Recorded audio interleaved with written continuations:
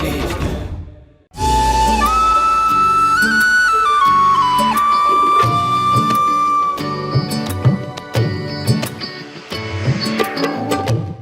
के भी कितने रूप होते हैं।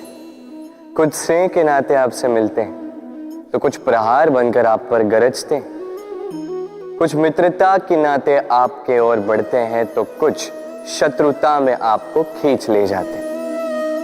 किंतु कभी सोचा है कि कौन सा हाथ अधिक मूल्यवान? जब आप सफल होते हैं, जब आप शुभ कर्म करते हैं, तब कुछ हाथ आपके लिए तालियां बजाते हैं और कुछ हाथ ऐसे होते हैं जो आपके कंधे पर रखे जाते हैं जब आप जीवन में सबसे अधिक असफल होते हैं, जब आप टूट जाते हैं। ये तालियां बजाने वाले ये हाथ, आपकी प्रशंसा करने वाले ये हाथ, इससे कहीं अधिक मूल्यवान है वो हाथ जो आपको तब सहारा देते हैं जब आप वो समय व्यतीत कर रहे हैं जो कोई नहीं करना चाहता।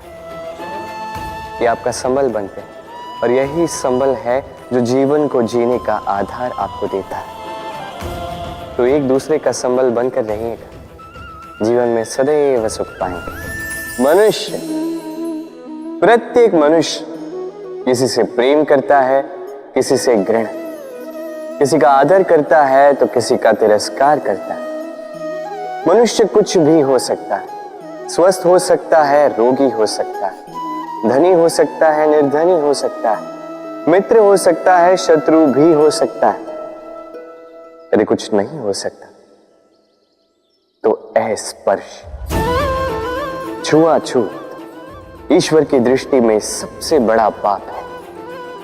ये जो मनुष्य का शरीर है ये ईश्वर की देन है, ये उसका मंदिर है। हर शरीर में ब्रह्मा जी निवास करते हैं, तो इस शरीर का अपमान करना, इसे छूने से भी कतराना, ये कभी ना करना। इस जीवन में छुआछूत कभी ना करना। ईश्वर की जो देन है उसका सम्मान करना सीखो। प्रेम और चाह समान लगते हैं किंतु है नहीं, इनमें बहुत अंतर है। देखा जाए तो प्रेम और चाह कभी एक हो ही नहीं सकते। अब यदि मैं आपको उदाहरण दूं, यदि आप इस पुष्प को चाहते हैं तो आप इसे इसकी डाली से तोड़कर अपने पास रखें, किंतु यदि आप इससे प्रेम करते हैं तो आप प्रतिदिन आकर इसकी जड़ों को जल देंगे ताकि ये और खिले। बस यही है अंतर चाह और प्रेम। चाह स्वार्थ बन जाता है, जहां प्रेम प्रेम परमार्थ बनता है। तो चाह नहीं, प्रेम कीजिए, जीवन धन्य हो जाएगा। कभी किसी बालक को देखा है? कितना कुछ घटित होता है उसके जीवन में। बालपन से लेके बड़े होने तक असंख्य अनुभवों का अनुभव करता है।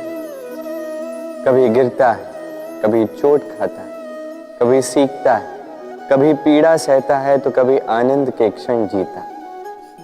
किंतु स्मरण रखता है तो केवल आनंद के क्षण। अब तनिक एक बार आपके जीवन के प्रारंभ में झांक के देखिए, आपके बालपन में झांक के देखिए, आप पाएंगे कि अधिकतर स्मृतियां जो आपके मन में हैं वो अच्छे क्षणों की, बुरे क्षणों की नहीं। इसीलिए ये बालपन, ये सुखी होता है, ये निश्चिंत होता है।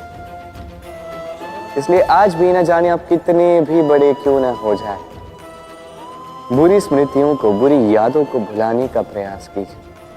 एक बार बुरी यादों को भुलाने का अनुभव आपको हो गया तो स्मरण रखिए, कितने भी कठिन कष्ट आपके जीवन में क्यों ना आए, उनका सामना करने में आप सक्षम रहे। यदि मैं आपसे पूछूं कि इस संसार में सबसे महत्वपूर्ण तत्व कौन सा है, तो आप कहेंगे जल। और बिल्कुल ठीक है, किंतु किस कारण से? इसलिए कि वो हमें जीवन देता है, इसलिए कि वो हमारी प्यास बुझाता है, या इसलिए कि हमारे दैनिक कार्यों से लेकर मरने तक हमारे काम आता है, हर कार्य में हमारी सहायता करता है? नहीं, इसके पीछे एक भाव है जल की प्रकृति। सोचिए, सागर का ये जल सूर्य के ताप को सहकर वाष्पित होता है, फिर ऊपर जाके मेघों में समा जाता, फिर मेघों के साथ एक लंबी यात्रा तैर कर कहीं पर्वतों से टकराकर वर्षा बनकर इस धरा पर बरसता। फिर इस धरा के अंग को, इसकी मिट्टी को स्वयं में समा लेता। मनुष्यों द्वारा, अन्य जीवों द्वारा जो गंदगी फैल चुकी है उसे स्वयं में समा लेता और फिर अग्रसर होता है पुनः सागर की ओर। सागर में समा जाता, किंतु फिर भी पुनः वाष्पित बनते समय उस गंदगी को वहीं छोड़ देता है, उस गंदगी को अपने साथ लेकर नहीं जाता। बस यही जल की प्रकृति है जो उसे महान बनाती है।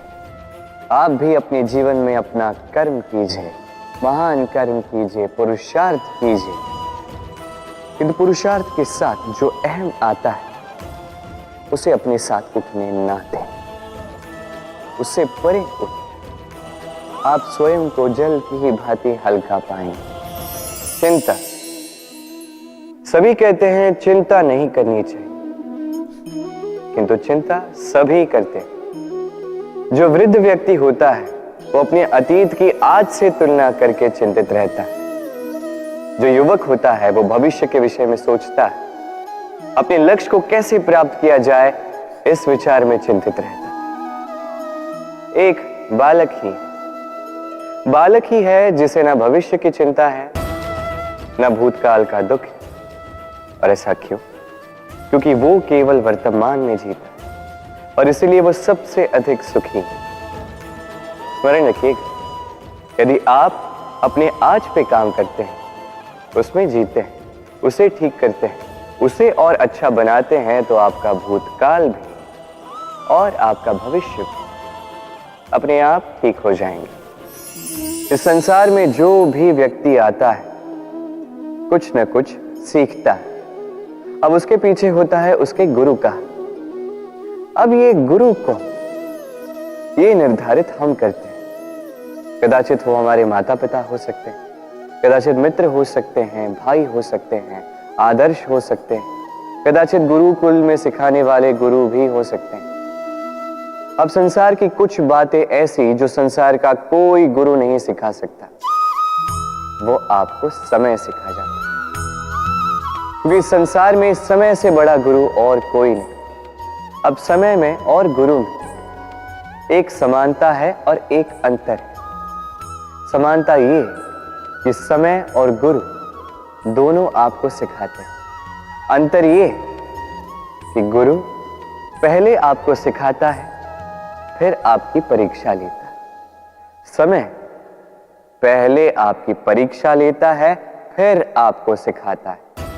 अब शिक्षा प्राप्त करके परीक्षा देना और परीक्षा दे करके शिक्षा प्राप्त करना, ये दो भिन्न बातें।